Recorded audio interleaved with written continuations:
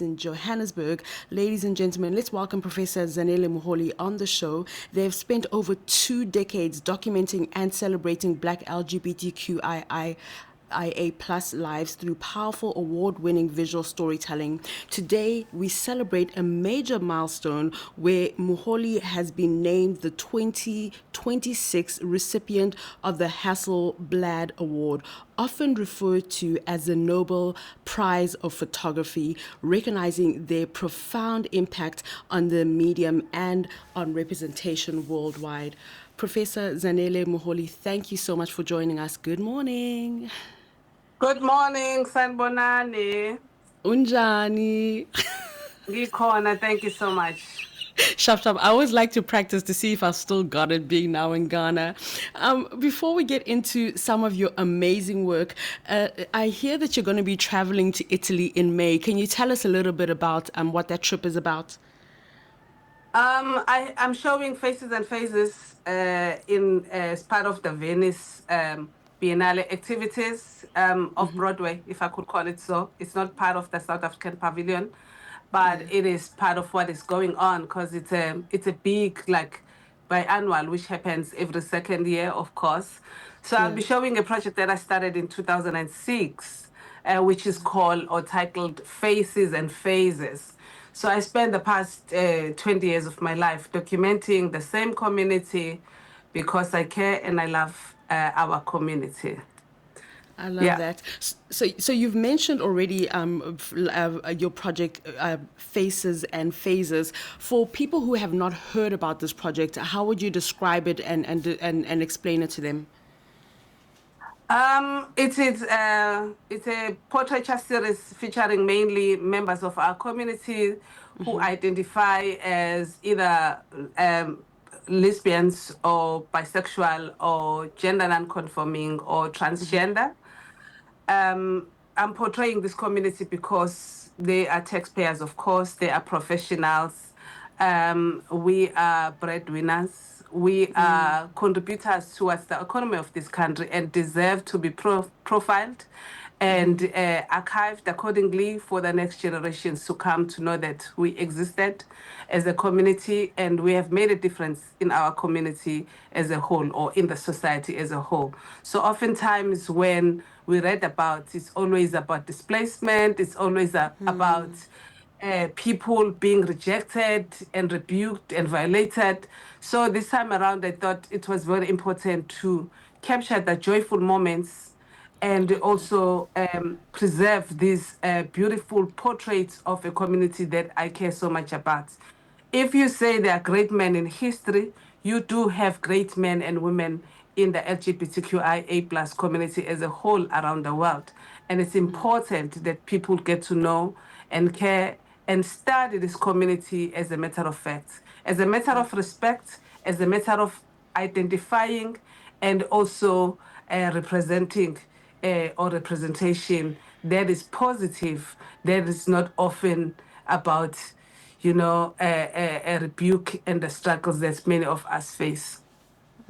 I like the angle that you're going with regards to it being about being positive and being a part of society, being taxpayers, and just the role that the community is playing. So thank you very much for outlining that.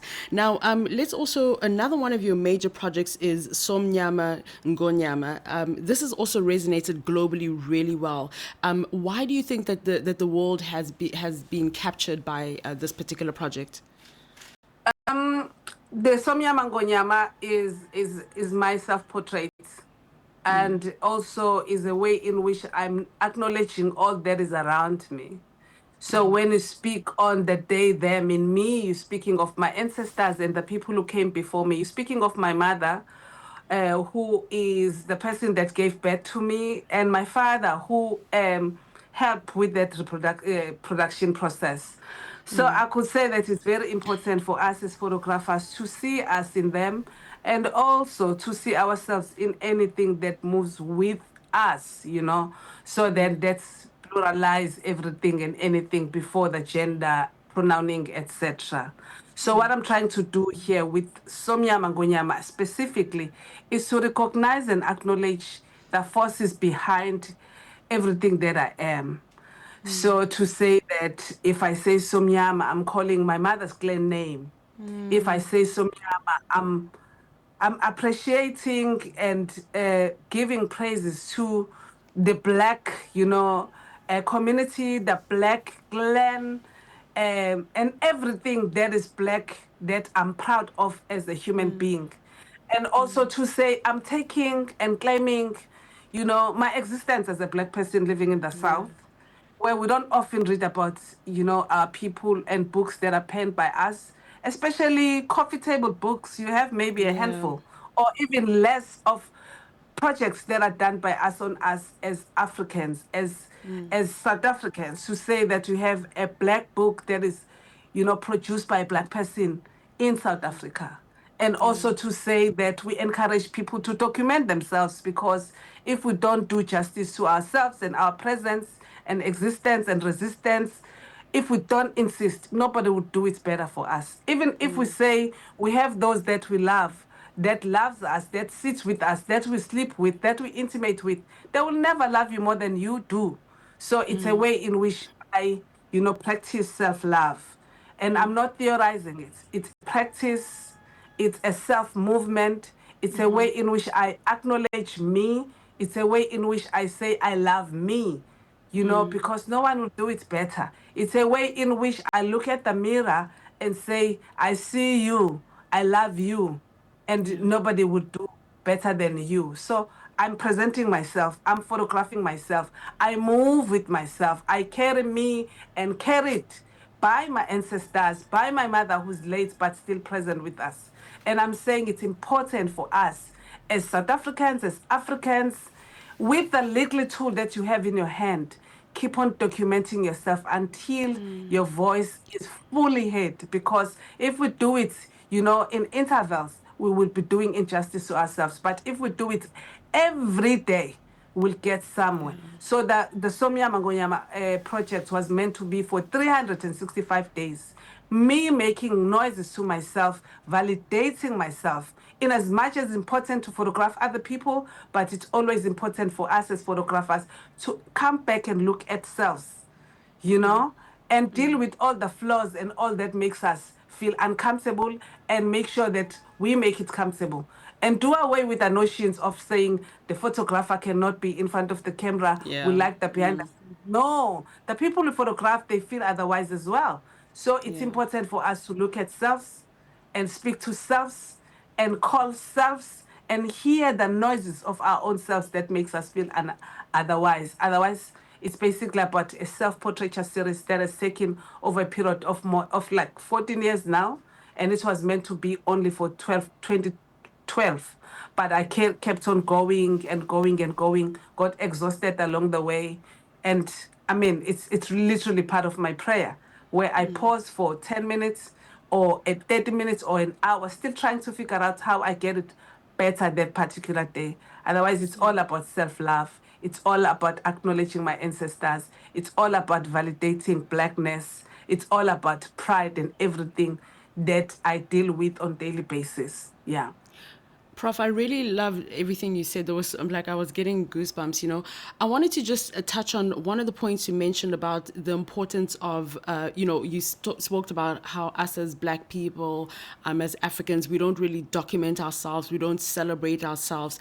Me being based in Ghana now and from East Africa and Southern Africa, it's something that I do see quite a lot. Why do you think that there is a lack of like almost that confidence of whether you're a photographer putting yourself in front of the camera or that kind of thing, or really just documenting our own stories? Why do you think that we don't do it as well as perhaps people in the West would do it? It would be wrong of me to speak for people. It differs from person to person. It differs Okay. from tribe to tribe. It differs from culture to culture. Okay. I would say, I think maybe lack of resources sometimes, and also not knowing how to go about, and also lack of conversing with each other or amongst ourselves. Because if you say there's a person in Ghana, of course, Ghana is just next door, then far away in Europe. If we start like engaging, like how people came together at the time of crisis during COVID and come up with projects that kept them alive. I think that we could master that as Africans, because we have beautiful stories, Yeah. in the continent, and people are kind of like vanishing with those stories. We have beautiful True. stories of like African men and women who are of a certain age. And if we start like having intergenerational conversation and speak on the need of preserving these visual, histories for the next generations or for the current generations even. Let's listen to each other. Let's undo hate. Let's undo all the unnecessary competitions. Let's just come together and say, how can we do it better as Africans in order to teach, those who are so curious about the African lives, about African anything. Because we are the most beautiful subjects ever happened, I love. you know. We are read the Yeah. most. We have something Yeah. to give because we Yeah. are unique like that. So if we Yeah. could come together with all our uniqueness, and pat yourself on shoulder and tap another person on shoulder, say to them they are beautiful, greet them. And even if you don't understand their language, but there is a language that is spoken amongst Africans, even just the nodding of your head Yes. towards the Yes. next person who look like you'll know that's your cousin that you never met, Yes. because Yeah. it's live in our genes. We don't know how not to do these basic things because we taught better. Our Yeah. ancestors, they have filtered something in our DNA that says, see your brother, see your sister, see your cousin, even if you don't share the same surname. But there is that that African, connection that lives amongst us. And if we could revive that, we'd do better. Other than that, if you say you have millions that live in Ghana, you have millions that lives in South Africa, let's exchange these visual Yeah. histories, let's exchange Yeah. these oral histories, because what we call it, maybe what is new, there is AI. Africans have long done that, and it has its own name. So I think it's Yeah. very, very important for us to relook at where we come from and revisit what our fellow men or fellow women or all those that came before us. Let's listen Yeah. to them without fail. Let's respect them. Let's do not assume that this is all information. We are now have progressed. What progress is all about? Those people know better. They know more than what is being invented now that is sold back to us, and yet it's ever existed. So we have a lot of work that still needs to be done. Other than that, it lives here, there. Let's start having, proper conversations, and let's, I'd say African love. Maybe somebody has said that. Let's say African visual stories, they're beautiful. Somebody might need to know how the radio station functions in Ghana, how the radio Yes. station functions in Botswana, in Lesotho, in Kenya, in Rwanda. Let's share the positive stories of Africa. Let's say that we know that we've been here before, and therefore nobody should interfere with our peace, because we can and can do better and look at ourselves better and validate our beauty and be proud of who we are as Africans. I love that. Now, you've recently received the Hasselblad Award. What does that mean for you personally and the communities that you represent? Hasselblad Award, everybody's talking about Hasselblad Award. I like it. I like the fact that the world is learning about Hasselblad Award, but I want to say that I have been seen before. Yeah. I have been seen by Liège University, and I received my honorary professorship in 2023. I have received honorary professorship in 2013. I am knighted by the French, that was 2017. I have been seen. So now, what does Hasselblad mean this time around? It means that we teach our people about worth, about our worth. We speak about care. What does it mean? It means that I wish I could teach a lot of people about the meaning of Hasselblad in all true senses. It's exciting, of course, yes. And we do have something like that as Africans, which might not be Hasselblad. It might have its name. It might be Holy Scholarship Award. It might be anything and everything. It's super exciting. And I so wish that more Africans could know about this prize. It is the only award in the world that comes with some resources, which means Yeah. that with those resources, you then distribute them to communities who care about photography. So we teach photography. We go to different spaces and making sure that those communities are documented. So it excites me that at least for once in my life, having worked for more than 25 years, that I get to receive a prize that's worth something. Then in that way, I'll distribute it to other people in my community who will then continue with photography even when I'm no more. Yeah. Hasselblad is a prize that was founded by a couple in Sweden, in Gothenburg. So they left some of the resources or their wealth. They wanted to give it to people who are making a difference in communities. Same like Nobel Prize. Yes. So I think as Africans, we could learn something or two about that, to extend the love and to ensure that there is a legacy extended and the communities taught, and also different people writing these stories beyond us. Because if we produce photographs, if we preserve oral stories, and it means that they live beyond us even when we are no more. But if now we say I don't even want to say something wrong, but anyway, it's exciting. I'm happy. I'm happy that I'm able to receive and give at the same time. So whatever that is extended to me, that is gifted to me, I'm able to share it with the fellow communities that I care about. So now we are at that period in our lives where we are teaching, we continue to teach photography. Currently, we are training youth in the west coast of this country, of Cape Town, which is like a country anyways. We teach photography. Yeah. We continue to teach photography because we want to ensure that no story is left untold.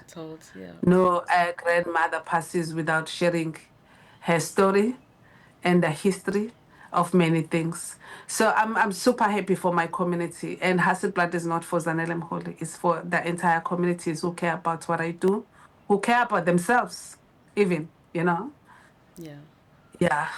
Yeah. Thank you so much. Thank you so much. That was so well expressed, and congratulations. And you're right, your 25 years is absolutely no joke. We celebrate you and really celebrate the fact that you are not just about yourself, but you're about celebrating everybody. So thank you very much, Professor Zanele Mkholi, for joining us on The Oasis.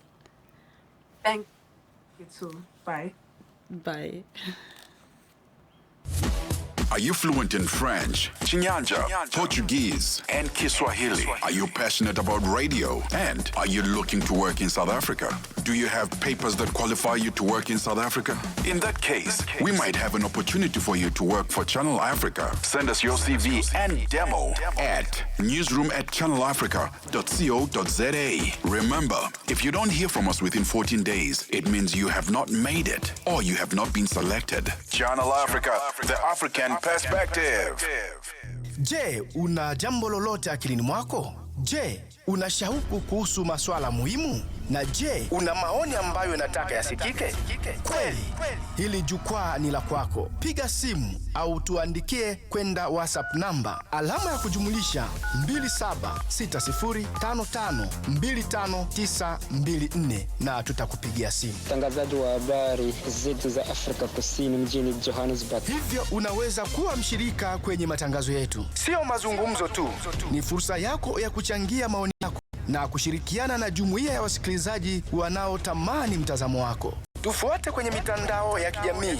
Tembelea tovuti yetu www.channelafrica.co.za na uwe tayari kushiriki na kuchangia maoni yako kwenye Channel Africa. Channel Africa, mtazamo wa Kiafrika.